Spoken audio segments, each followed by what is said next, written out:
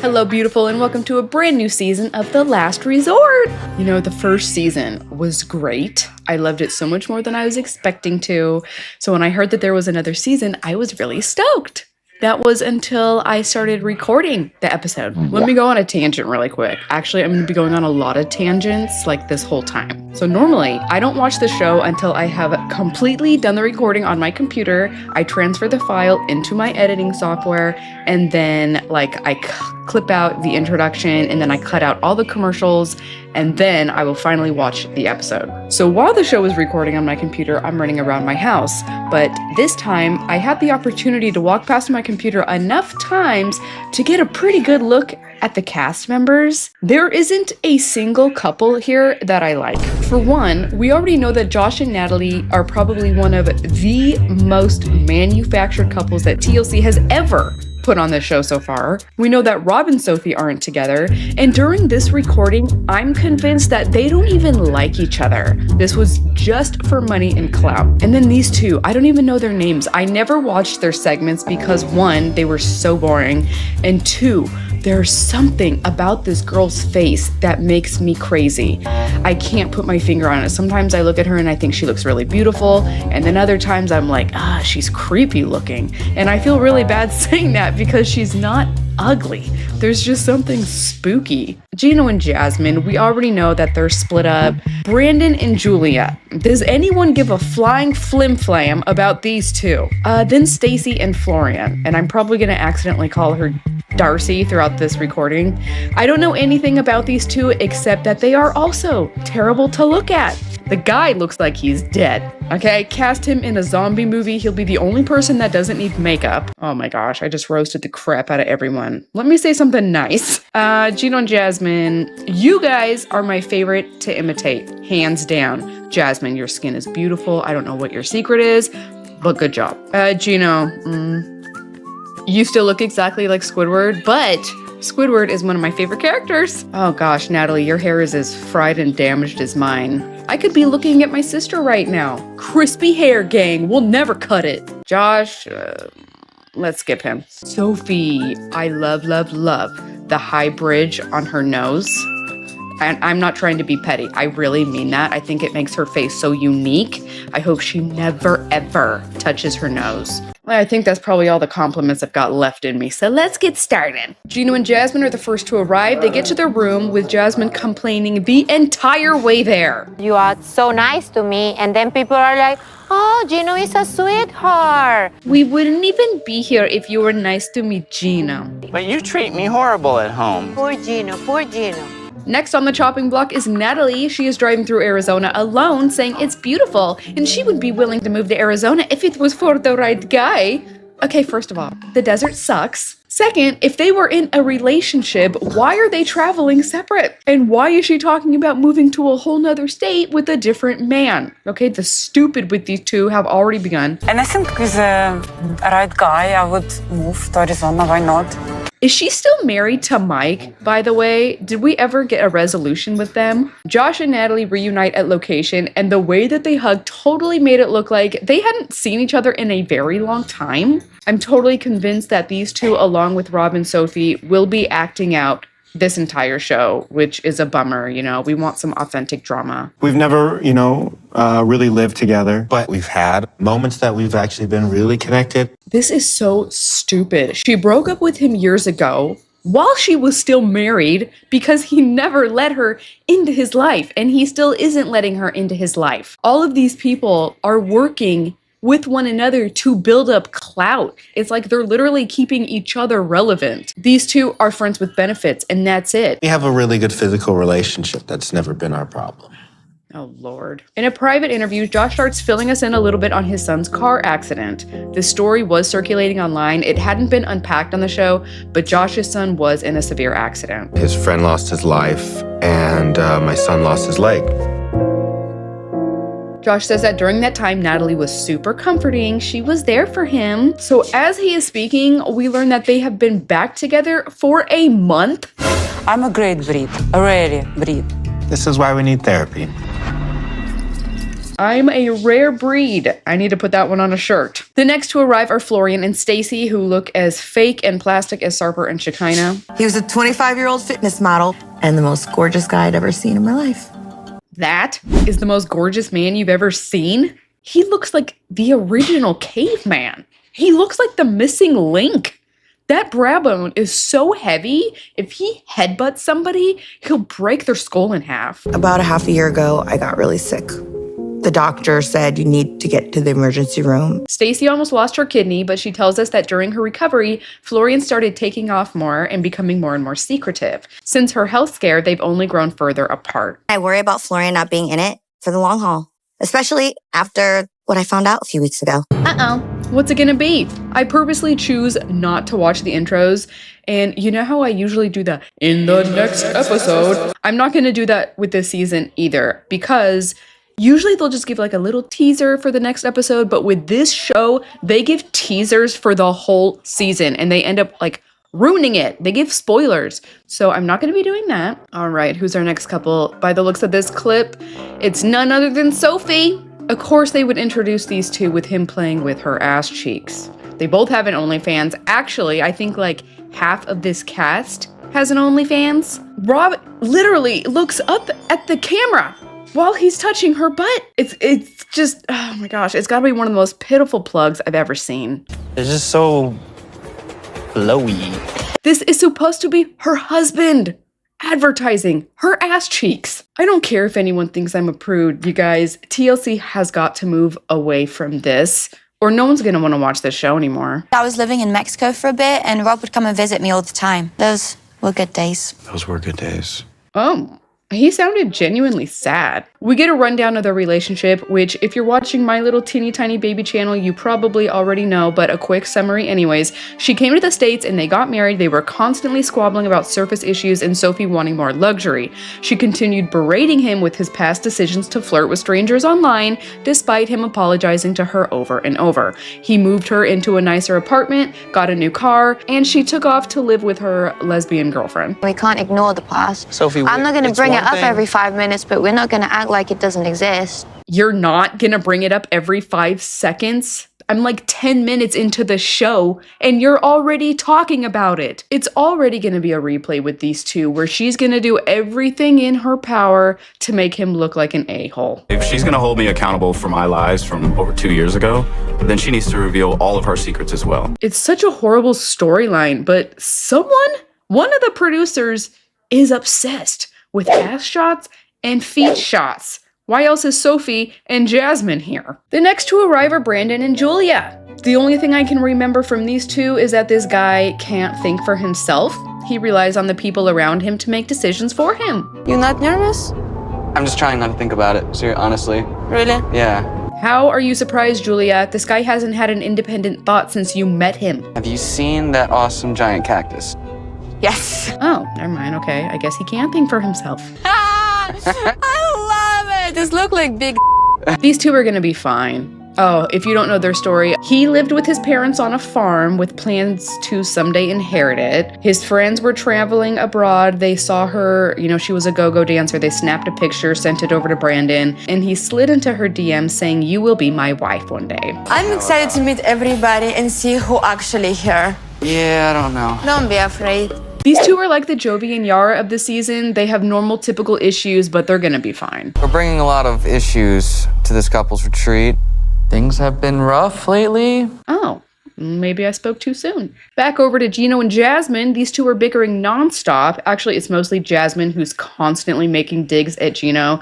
But we learned that they haven't slept in the same bed for 8 months. There is no way on earth I'm gonna stay in a marriage that is sexless. This is what she said on her last tell-all. She says that they hadn't done it in months and months, and she didn't want it to turn into a year, turn into 2 years. So she moves into another bedroom, and guess what? It's been over a year. Also, these hotel rooms are absolutely hideous. It looks like they haven't done any upgrades or renovations in at least 50 years. Ari tells us that the things with her and Binyam are horrible, and she has evidence that he has been cheating on her. Before all the couples meet up, we get to watch Julia shoving her hideous feet into Brandon's face.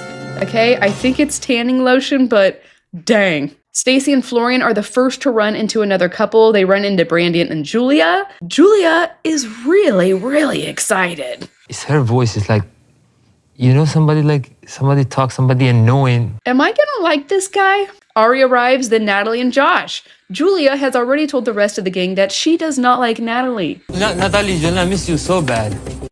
Oh boy.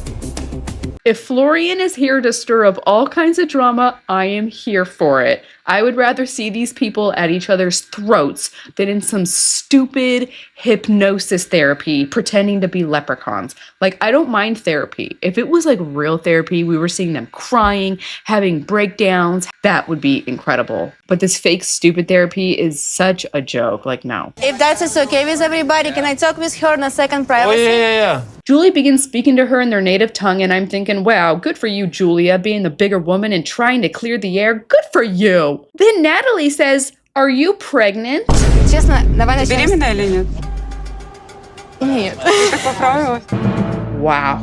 Natalie. The claws are out, and Julia apologizes to her anyways. And Natalie's like, wait, are you for real? And Julia says, yes, and she hugs her. Скорее всего, Джина и Джасмин.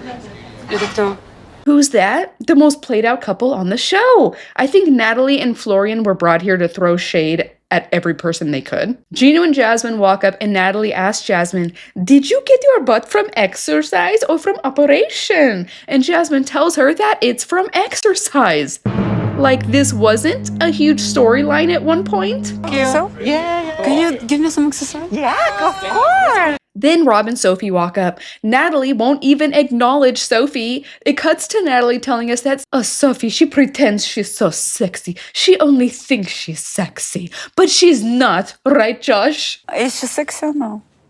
It is not for me to discuss. So Natalie doesn't like Sophie because she knows that Josh is into her. Got it. Then Binyam walks up and he does this little spinneroo. I immediately hit fast forward after that. That alone pissed me off. He starts going around shaking everyone's hand. Then he gets to his wife, whose hand he also tries to shake. I have a child with you and, you know, like we've shared our lives. Okay. I really don't know much about these two, so I need you guys to give me the story down below. Just based off of the first impressions, this guy seems like an idiot. You do like this, you put your arms around your head. She starts scolding him for not hugging her, which I get that you're upset, but this is day one. He literally just walked up. He tells her he doesn't want to fight already and he wants to say hi to everyone else. She's like, okay, we'll come back when you're done. And she's just watching him, greeting everyone. She's getting more and more mad. Then it cuts to Jasmine, telling some of the gang that the relationship between Natalie and Josh is a little bit weird. Sophie reveals that Josh has been DMing her, sending lots of compliments on her body. Oh my gosh. And as far as he knows, we just got married. That is pretty scummy. Josh has been all over social media with Rob. They're supposedly like good buddies now, you know, they have this bromance going on, and you're flirting with his wife? That's disgusting. And I have to think that Rob hasn't put Josh in his place yet because he knows his marriage to Sophie is a farce. He doesn't care. Now back to Ari and Binyam. He goes back to sit with her and she immediately starts in with the cheating allegations. His reply makes zero sense. He tells her he wants his social media stuff. Give it to my social media and then just I want to do something. I've never controlled Just give it to me.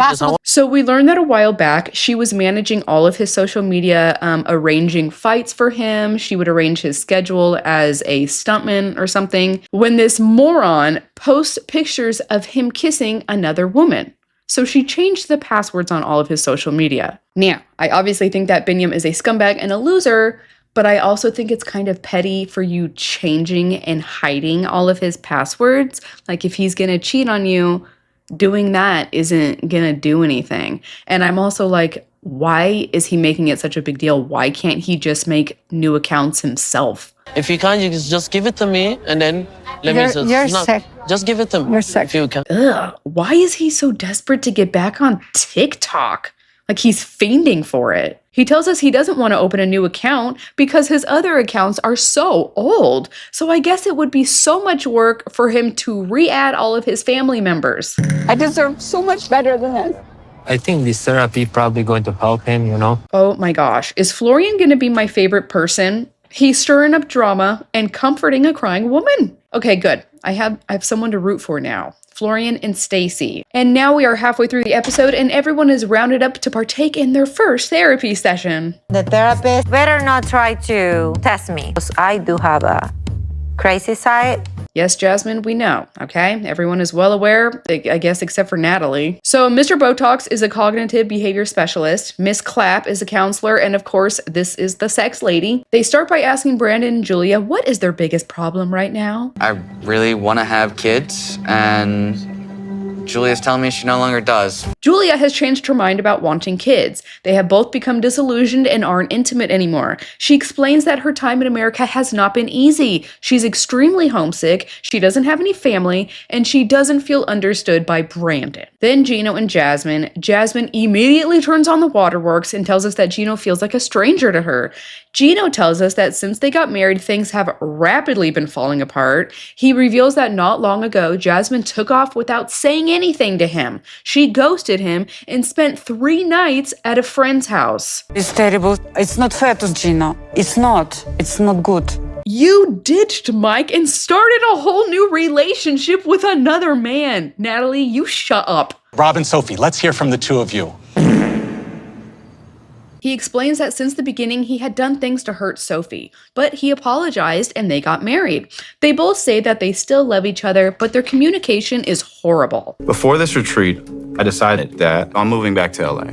Rob says he anticipated Sophie to immediately throw him under the bus and blame him for their failing marriage. He's getting the sense that she's already positioning herself that way and says if she doesn't stop, he's just gonna leave the resort. On to Natalie. I'm here because my feelings to Josh was real. 3 long years of my life. Same old thing with Natalie and Josh. If you guys are new to this show, she has been trying to get this guy to propose to her for years, and he won't even invite her to his house because she's crazy. On to Florian and Stacy. Stacy is very somber as she explains that Florian leaves a lot. He's very sneaky. Not long ago, he came home with makeup on his shirt. As she's saying this, he's looking very nervous. He's like bouncing and shaking in his chair. I don't know that Florian is going to buy into the therapeutic process. The therapist is worried about Florian's dismissive attitude. Last, we have Ari and Benny. She says she knows he has been unfaithful. She has the proof,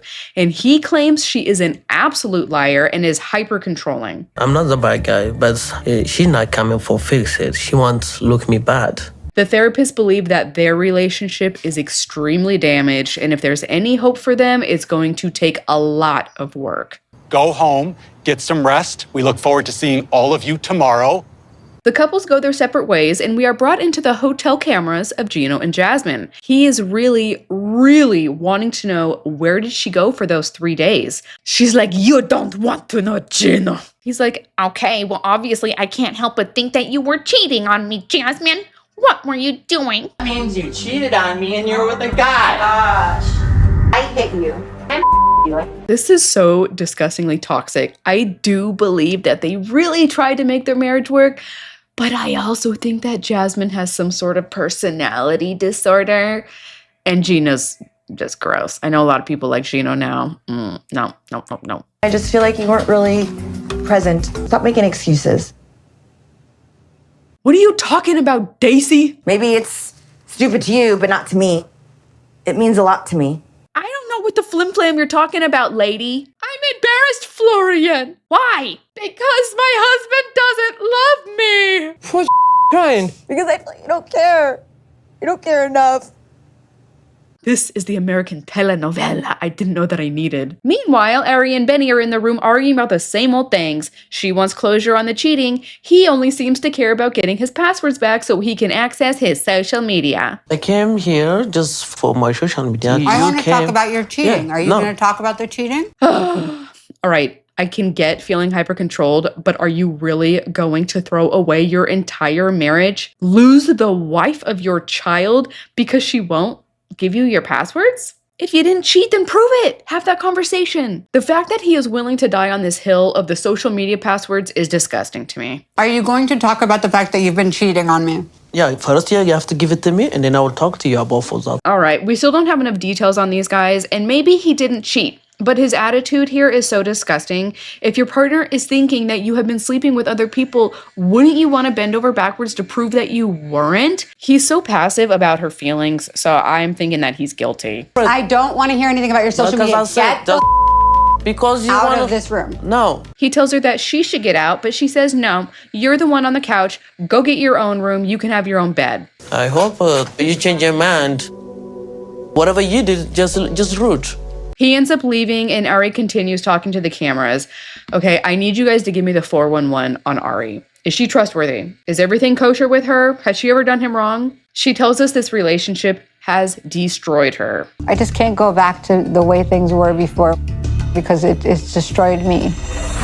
Okay, now I'm going to end it there. So now that we know all of the people that are going to be on this show, what do you guys think? I was surprised to see Brandon and Julia because there really didn't seem too much to that couple in the first season that they were on. Also, I didn't realize how hyper Julia is. She's got a lot of energy and it looks like it's kind of annoying to some of the cast members, so I'm looking forward to all the cat fights. We're one episode in and we're already aware of this love triangle between Sophie, Rob, and Josh.